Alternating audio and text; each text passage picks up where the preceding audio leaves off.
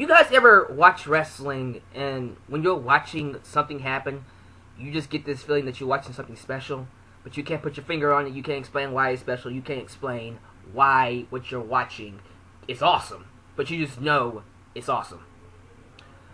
I got that feeling tonight with WWE during the confrontation between CM Punk and The Rock. But before I get into that, I said I was going to give you guys a Raw review, so this will be my first actual legit Raw review in a long ass time.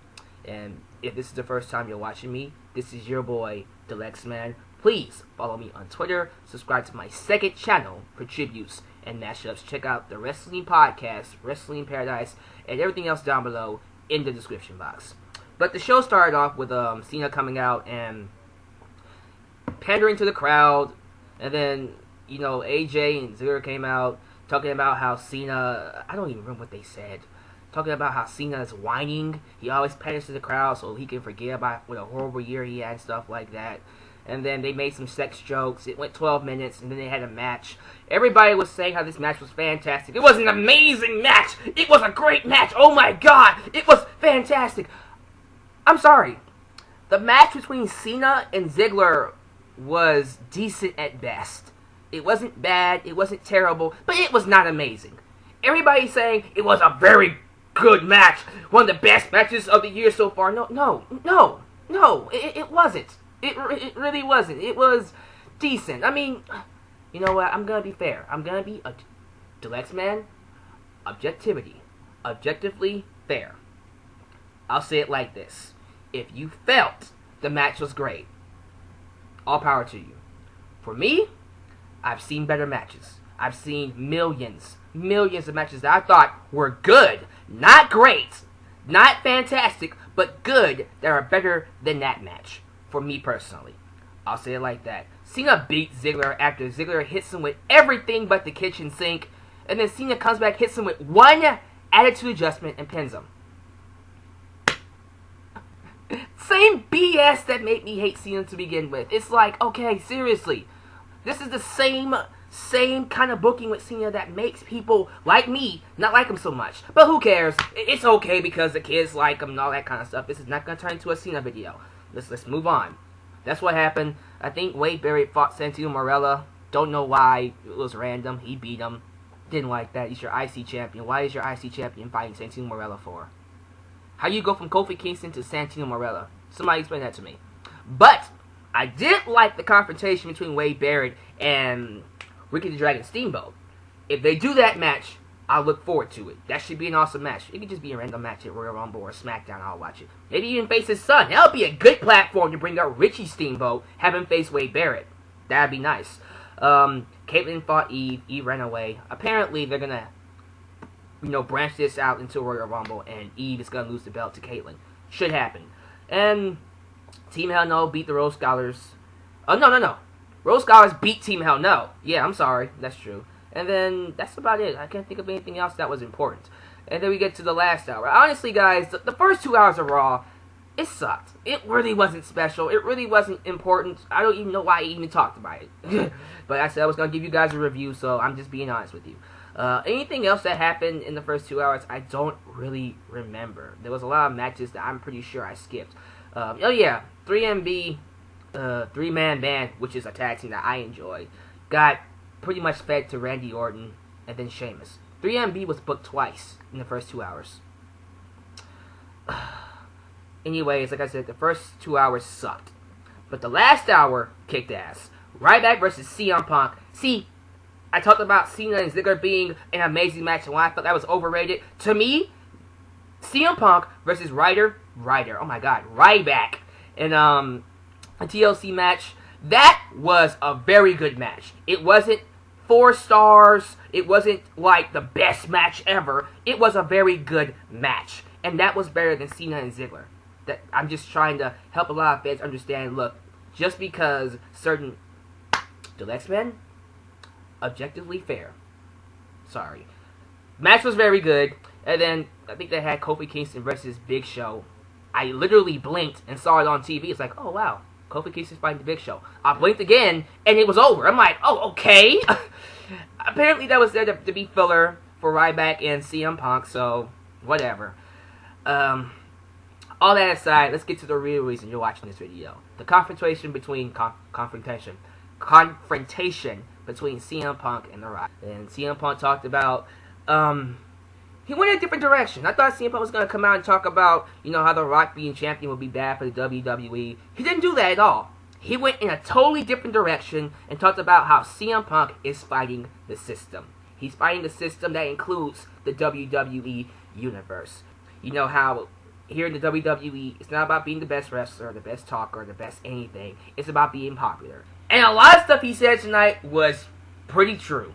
He talked about how an imaginary character named Little Jimmy gets more TV time than people like Tyson Kidd.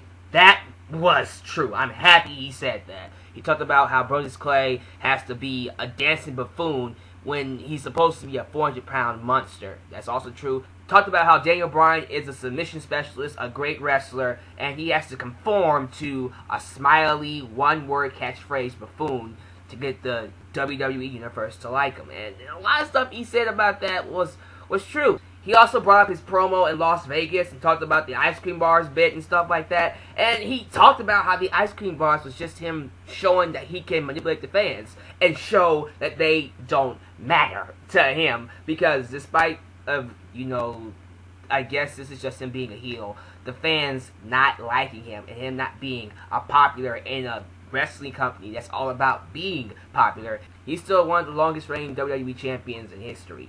And again, that's probably him just playing up to his role, because I think anybody knows that people really do like CM Punk. There are fans out there, probably a lot more fans than we think, that like CM Punk despite him being a heel. Or the whole idea of him saying the fans don't matter could play up to the fact that WWE doesn't really care about the fans. Or, you know, it can interpret so many other things based off of what you perceive. But there was a lot of great lines he said in this promo. It wasn't as good as his Las Vegas promo. That promo in 2011, that's not going to be topped. That promo was years of frustration being unleashed. This one doesn't have that much frustration behind it, but you can tell that CM Punk was laying off some steam in this promo, and it was great. Really setting the stage up for The Rock to come out. And then when The Rock comes out, he does his shtick, does the whole, finally The Rock has come back to Tampa, Florida, and then calls CM Punk Cookie Puss. I thought it was funny. My parents thought it was funny, so. And then when they really started going back and forth between their words, that is when it got real. That is when I said, this is something right here that we're going to be talking about for a while. CM Punk made this awesome line. Your arms are too short to box with God. That was great. That line was killer. You know, you ever get those one lines that go, ooh, damn. Oh, that was crazy. And of course, The Rock was great. The Rock was talking about how somebody should just say, I respect CM Punk, to shut him up and stuff. It was a great back and forth promo. It was awesome. I honestly felt like, and this is me personally, you can disagree with me all you want, if they really stretch this feud out into WrestleMania, this could be better than Rock versus Cena. I honestly feel that way. If it stretches out to WrestleMania, and it's not just a 1 month feud to set up Cena versus Rock 2. Because honestly, if we go from this to Cena versus Rock 2, God, that would be so lame. It really would. We can't go to Cena versus Rock 2 after this. It's impossible.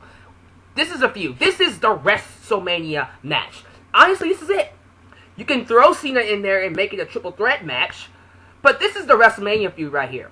For WrestleMania 29, the WrestleMania feud is CM Punk versus The Rock. Nothing else. This is it. This to me should be the focus of this WrestleMania season. It should be the focus for Elimination Chamber and for the month of March, February, January, all the way over to WrestleMania 29. And you know what? It's been a while since I said this, but WWE, it has a lightning in a bottle again. It's actually exciting. I actually feel excited to watch SmackDown, Raw next week, and the pay-per-view's coming up. Raw's coming next week. I can't wait for it. For a while now, I've been just so blah about wrestling. But I felt when The Rock came back, things are going to heat up, things are going to get better, and it has. I have a big feeling WrestleMania this season is going to be pretty freaking awesome. If Rock versus CM Punk is the feud, is the main focus for the WrestleMania season. Not Triple H versus Lesnar. Not The Rock versus Cena 2. No. It needs to be Rock versus CM Punk. Because there is no bigger bad guy than CM Punk right now. And there is no better protagonist than The Rock. But guys, I mean, I know I'm not saying much in this video, but again, this is one of those moments, like I said before, you watch it, you can't necessarily put your finger on why it was great, and I probably will figure it out as time goes by, but you just know it was awesome. You know it was special, and you knew something just happened inside the ring with The Rock and CM Punk. So, please, tell me down below how you felt about the promo, how you feel about WrestleMania season so far, how you felt about Raw, how you felt about the confrontation between CM Punk and The Rock. Just leave all your thoughts down below in the comment section. But, man, what an ending to Raw. What a last hour of Raw. The first 2 hours, like I said, it sucked. You could have literally skipped the first 2 hours, and that needs to change, hopefully soon. But the last hour was great. And yes, it was because of CM Punk and The Rock for me personally. So, thanks for watching, guys. I hope you enjoyed me rambling about Raw in this video. I look forward to reading your feedback in videos or in the comment section. Do what you do. This is your boy, The Last Man, signing off. You guys take care.